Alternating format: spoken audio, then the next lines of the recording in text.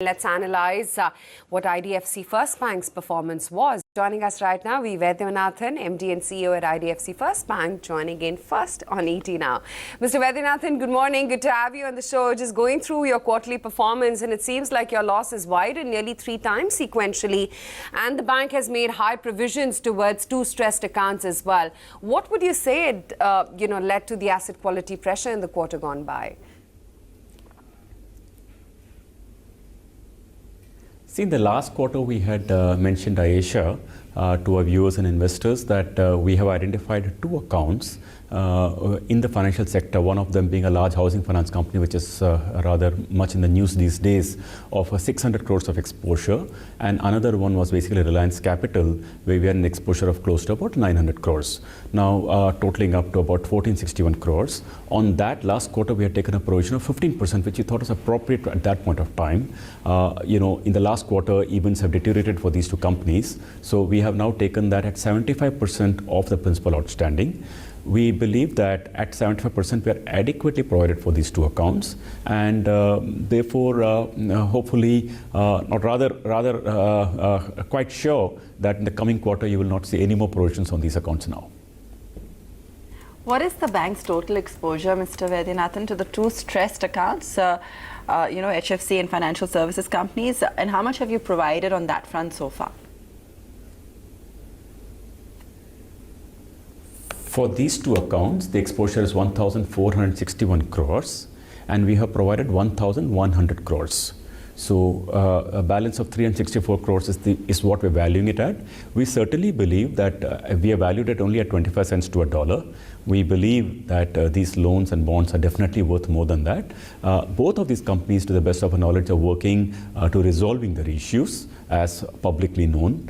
In the case of Reliance Capital, they've already announced that they are selling their asset management company. They're selling their they sell their big radio and the other and even the general insurance. So we believe that a lot of these monies could come back in due course. But as of today, as a responsible management, we thought we should appropriately market so that our investors get comfort that our books are appropriately reflecting the reality of our of the quality of our book.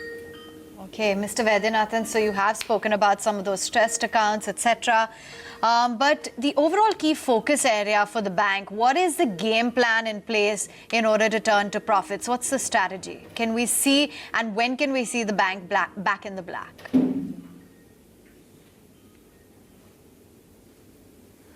Okay, it's very simple. Aisha, you have met me many times over the last 8 years, watching Capital First post profits of 40% plus quarter on quarter for 7 years at a stretch. We believe that can be achieved only when the core NII and the core fees less OPEX can post a sustainable profit. We think that on incremental basis, our lending yields in retail are about 16%, our borrowing costs are about 7.7%. So there is a substantial margin of anywhere between 6 to 8% on incremental business. And as that book gains momentum and scale and size, this will automatically turn to profits. We think that already the retail book has crossed 40,000 crores. I must 44,000 crores and grown 4,000 crores last quarter. So I think these are very strong numbers coming on the retail front with good margin. When that becomes a substantial part of the book, you will see profits. A more specific answer for the next quarter, we believe that by next quarter we should turn black. Retail front, what's been the growth quarter on quarter? Will you also be moderating the growth going forward? GNPAs have increased in the retail book, so which segments there are showing stress as well? On the retail front, there is no stress. If you track one quarter up and something goes up by 10 beeps and another come down by 10 beeps, these are reasonably flat numbers. So let me say that the net NPS come down by 10 basis points and gross has gone up by 10 basis points. It's a marginal. We have seen the Capital First book for 8 years at a stretch, and gross was about 2, net was 1, give or take 10 basis points. There is absolutely no stress in the retail book, and we're quite happy to confirm that to everybody. I just want to talk a little bit more about the asset quality here, Vaidyanathan. Last quarter, the bank reported a loss because of NPA stress. And even in this quarter, this is despite the fact that before the merger, IDFC had made substantial provisions for stressed assets. Are you disappointed with the quality of the book that has been inherited? And what is the total stressed asset on the book now, or a watch list that you may have made, which possibly could be a slip in the coming quarters too?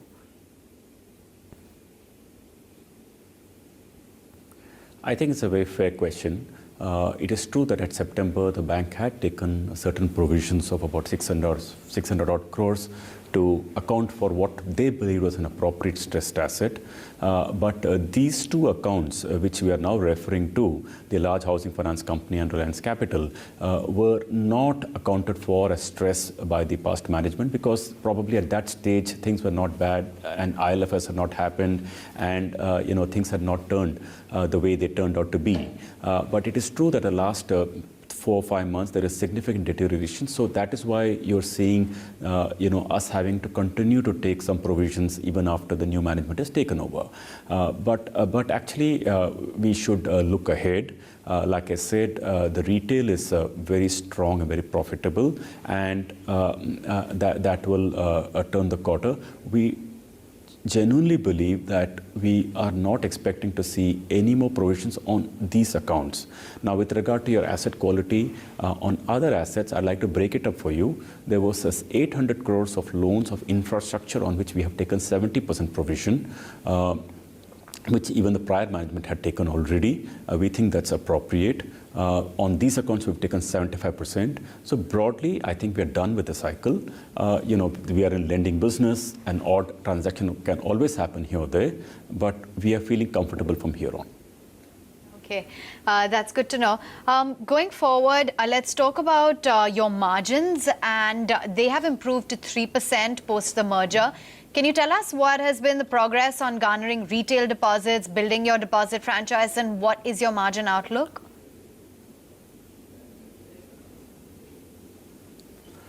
Well, in the context of the NPA and the concerns you have, let me just say there are 2 or 3 very strong points for the bank the way we are progressing. Number one, as you alluded to, is retail liabilities. I'm happy to say that CASA has grown by 64% year on year. And in terms of just 6 months, the CASA percentage has moved from 10.5% to 15.2%, which is actually a growth of 471 basis points. I have seen many managements guide for CASA increment of 1% a year, and we are growing by 470 basis points in just 6 months. So that number is coming very thick and strong, and we believe that story should go on. Number two, the net interest margin. Pre-merger, we were about 1.56%. On merger, it became 2.89%. And from 2.89%, we have now touched 3.01%. Every quarter, our NIMs are increasing by about 14 basis points. That will continue. So that trend is also holding up quite strong, and that will directly translate to profitability, mainly coming in from the retail book that we have. I just want to get back to the point, Vaidya, that you were making earlier. You had exposure of 800 crore rupees to one account, and did you say that you've taken a 70% provision for that one? No, that 800 crores was broken up across many accounts, which the prior management had identified and already provided 70% towards it. Okay, fair point. I just wanted to get that right. I just want to also talk about your capital adequacy because that stood at about roughly 14-odd%, Tier 1 at roughly 14-odd%. How long would you say that the current capital is going to last you? And is there a case for further need for capital raising in FY20?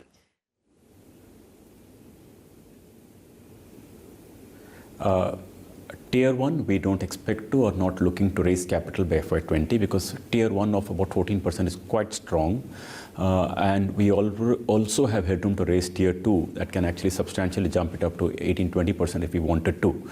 So really there's no real plan on that front. And in that context, I must share with you our strategy for you and your viewers that while the retail loan book is expected to grow this year between 12 to 14,000 crores, the wholesale book we are actually planning to degrow it by close to about 10,000 crores.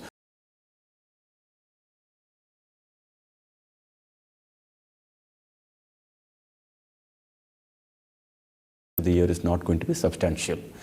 So we don't plan to raise any equity capital in the near future. Okay, and finally, any plans to moderate or run down the wholesale loan book, the infra financing book? Any plans there?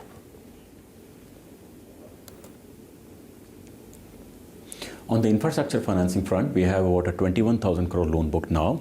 Every quarter, it has been coming down by about 1,000 to 1,500 crores. Our plan is 5 years out, we want this book to be zero straight. We want the rest of the wholesale book to grow as per the market opportunities available, maybe 10% year on year, or maybe even flat. That we will play it as it plays.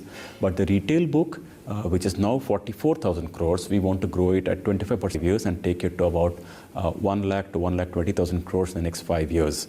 You know, we had given guidance to the market about the retail loan book. We feel we have underguided. We feel we can outperform that. We feel we have underguided the CASA because CASA is coming very strong. We feel like upgrading our guidance on that front. So that's the way we think the broad story is going to play out as far as the composition between wholesale retail and the composition between wholesale retail of liabilities is concerned. The way we're looking at it is that we don't need any wholesale borrowing for the rest of the year incrementally. It's all retail money. Okay, given the kind of gloom and doom prevalent, Vaidyanathan, all around, I just want you to react to what's really going on with the economy as such, because, you really would have a pulse on it. Just this morning, we've got Aditya Puri in his interview to Economic Times saying that he feels the doom is over and that we can only move up from here. Are you also beginning to see those yellow weeds and green shoots emerge finally?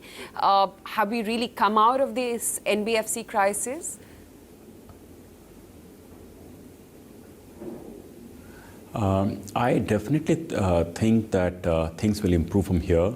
I think one important point people are missing is that for the last 5 years or so, there was a very significant cleanup happening. Very little private capital capex expansion was happening, and we all know that for the reason because we had overinvested between the period of 2010 to 14, and that cleanup, the public sector banks have written off 8 lakh crores of money in the last 5 years.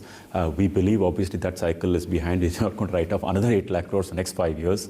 So basically, if you look at the macro, things will come back. I understand people are quite concerned of late about consumption, investment, and so on, but every cycle does turn. At our end, I can safely guide for a 25% CAGR year on year for the next 5 years on the MSME and retail financing. And that story is absolutely unchanged with stable asset quality. All right. Thank you for joining us this morning on Your Numbers, Mr. Vaidyanathan. Good chatting with you.